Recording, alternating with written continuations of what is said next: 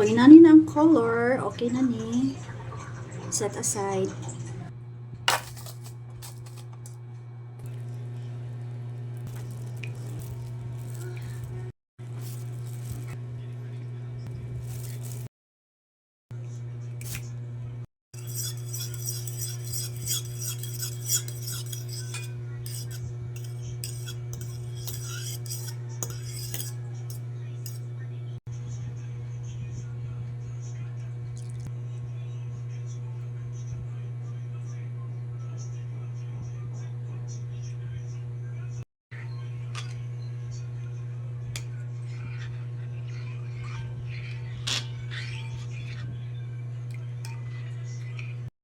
Okay, so naamoy vanilla, butangi. Ang di ganahan ayaw sad, ako na ko'y vanilla sa butangan ako.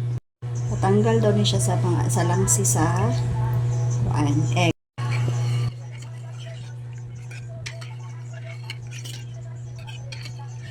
So, natao ko asa ko akong gi-strain para ang mabutang sa ang mixture kay smooth, dili siya dagkubrano kay naa kani mga itlog na ani siya mga inani o kani mga kaniba, so para ma strain siya, so para ikaon nimo kuan siya smooth.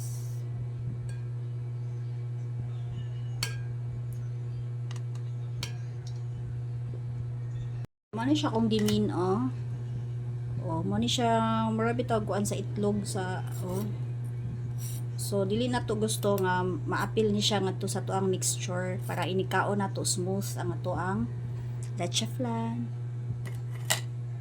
And then usa sa technique nako para dili siya sumuol lang ako leche flan, ginabutangan nako siya og lemon zest. So ang zest ra niya mo'y kuwaon nato, and gamay lang, enough lang nga makalasa siya ba, kay para dili bidli ang tamis. Ang zest like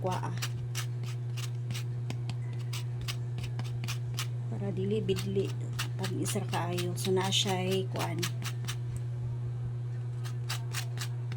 na siya lain nga lasa. Okay, so nakita ninyo ang zest niya, nara ang zest kana mga yellow. So, para pa-balance na siya sa katamison. So, ako lang i-mix or kuan na po. Mix na po. Para lang dili siya naara sa babaw. Okay. So, ato na ni siyang i-steam. So, takban na ako siya og foil para dili siya matublan og tubig nilo. So, pabukal na ko water para diretsyo na lang siya steam na tayo. So steam na to siya for 45 minutes. Wala, toothpick testa. Wala na mo kuyog. Limpyo na gani, okay na na. Limpyo na, so okay na ni. There ba?